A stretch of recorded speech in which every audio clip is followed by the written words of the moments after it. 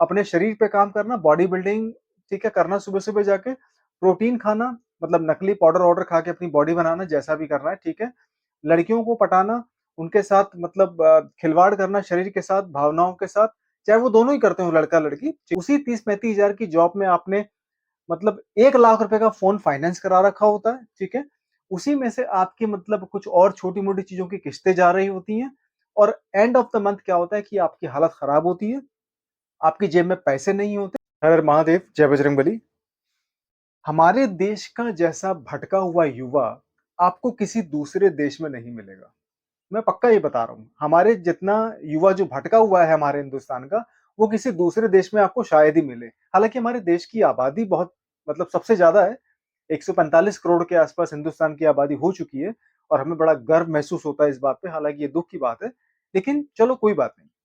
युवा पीढ़ी हमारा क्या कर रही है आजकल, इस बारे में आज थोड़ी-सी मतलब बात करने की कोशिश करेंगे। ज़्यादा लंबी वीडियो नहीं, मुश्किल से 5-6 मिनट में अपनी बात को खत्म करने की कोशिश करूँगा, क्योंकि सवाल ही कुछ ऐसा आया है। और सवाल ये है कि हमारे पास हिंदुस्तान में युवा को करने के लिए कुछ बचा है कि नहीं बचा? ये सवाल है, ठीक है। सबसे पहली चीज़, आजकल का जो युवा है हमारा वो कर क्या रहा है? खासकर वही जो बेचारे अनपढ़ गँवार हैं, स्कूल नहीं जा पाए, चलो उनकी बात तो अलग है।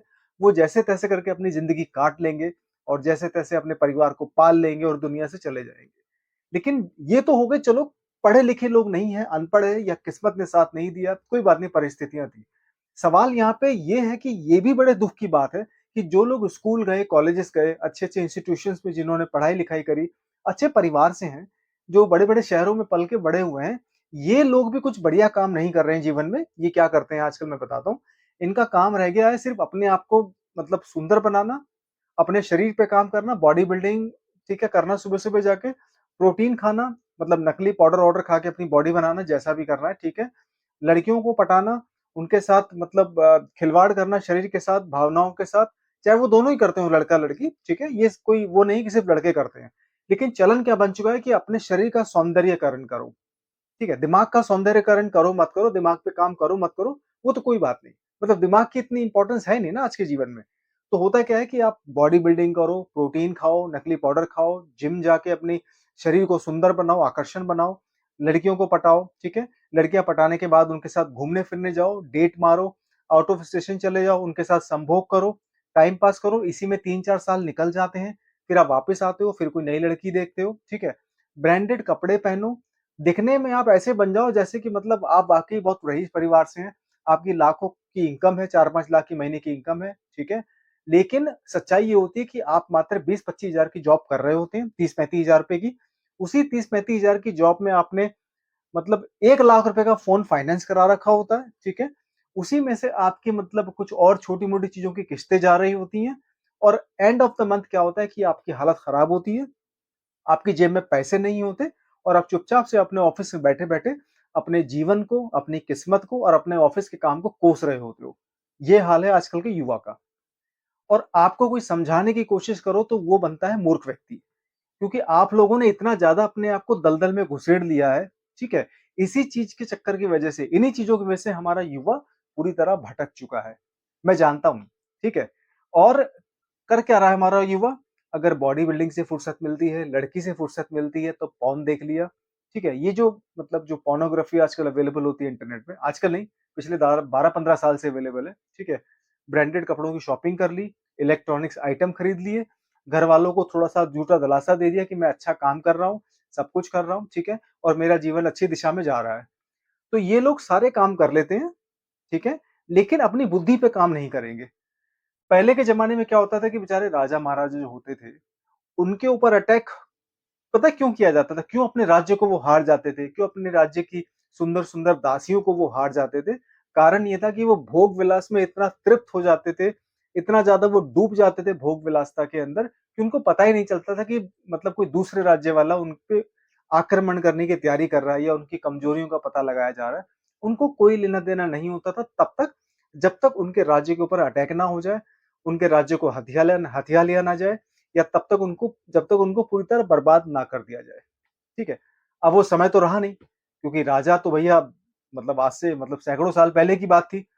अब क्या हो गया है कि भोग विलासिता की जो जगह है वो ले ली है सोशल मीडिया ने, ठीक है? वो जगह ले ली है लड़कियों ने, ठीक है? आजकल हर तरह की लड़की मार्केट में अवेलेबल होती है और वही जगह ले ली है आपके कम्फर्ट ज़ोन ने और वही जगह आपके दिल में और आपके दिमाग में घर कर चुकी है कि इसी का नाम जीवन है और इसी तरह के कॉन्सेप्ट में जियो मतलब मोमेंट उस कहते हैं ना लिव इन द मोमेंट। मेरे ख्याल से सबसे बेकार ये कॉन्सेप्ट है live in the moment. Live in the moment का होता है कि आप अब के क्षण में जियो, ठीक है? और ये अब के मौजूदा क्षण में जीने के चक्कर में ना तो भविष्य का कुछ पता है और ना ही भूतकाल से कुछ सीखा होता है। तो हमारी युवा पीढ़ी आजकल बॉडी बिल्डिंग, लड़कीबाजी, ठीक है? शॉपिंग, पॉर्न देखना, गैजेट्स को इकट्ठा करना, शोशेबाजी करना और किश्तों पे सामान लेकर इकट्ठा करने के अलावा कुछ नहीं कर रही है। मैं ये नहीं कह रहा हूँ कि 100% युवा ऐसा है, लेकिन 90% से ज़्यादा युवा यही कर रहा है। और बैठे-बैठे ऑफ़िस में, घर में, वीकेंड पे आप अपनी गर्लफ्रेंड के सामने अपनी किस्मत को रो रहे होते हो। अपनी बीवी के सामने आप अपने भाग्य को कोस रहे होते हो, ठीक है? अपने बच्चों के सामने आप गुस्सा निकालते हो सिर्फ़ इसलिए कि आप बड़े हैं, आप काम कर रहे हो और बच्चे आपसे छोटे हैं। तो आपके पास पिता होने के नावा पिता होने के साथ-साथ आपके पास कुछ प्रेरणादायक तो है नहीं कहने के लिए। तो कहीं न कहीं आपका गुस्सा इन्हीं चीज़ों में निकलता है और कारण क्या है? कारण ये है कि आप पूरी तरह ज़िंदगी में भटके हुए हो, ठीक है? तो ऐसे भटके हुए इंसान के साथ कुछ नहीं होता, आप ऐसे ही भटके रहोगे और तब तक भटकते रहोगे जब तक आप अपने जीवन को अपने हिसाब से नहीं चलाओगे, जब तक आप अपने जीवन को एक दिशा देने की कोशिश नहीं करोगे। एक कहावत है कि अगर समय पे रह के अगर आपने समय का सदुपयोग नहीं किया तो समय बहुत जल्दी आपका कैसे उपयोग करना है या फिर आपका क्या करना है, ये समय बहुत जल्दी डिसाइड कर लेता है। तो या तो आप डिसाइड करो कि समय पे आपको क्या करना है या फिर समय डिसाइड कर लेगा कि आपका क्या करना है। तो मेरी आज की युवा पीढ़ी से ये कहने की मतलब ये गुज़ारिश है, ये इनसे रिक्वेस्ट है कि अपने जीवन को एन्जॉय इतना भी मत करो कि भैया आप एन्जॉय करते-करते उस भोग विलासिता में डूब जाओ। आपका समाज के प्रति एक दायित्व है, आपका अपने धर्म के प्रति एक आपकी ड्यूटी है, ठीक है? अपने माता-पिता के प्रति आपका कुछ कर्तव्य है, ठीक है? अपने खुद के प्रति आपकी कुछ पर्सनल रिस्पॉन्सिबिलिटी है। इन सारी रिस्पॉन्सिबिलिटी को निभाते-निभाते भी आप अपने जीवन को एन्जॉय कर सकते हैं। मैं नहीं कह रहा हूँ कि जीवन एन्जॉय करना बंद कर दो, करो, लेकिन उस भोग विलासिता में इतने मत डूब जाओ कि आपके जीवन का पता ही ना चले कि कहाँ जा रहे हो। तो ये चीज़ है जो दुःख देती है आपको और ये चीज़ है जो युवा में मुझे देख के थोड़ा-सा अफ़सोस होता है कि युवा पीढ़ी कहाँ जा रही है। तो अपने जीवन को दिशा देने की कोशिश करो हर हाल में। हर हर महादेव, जय बजरंगबली।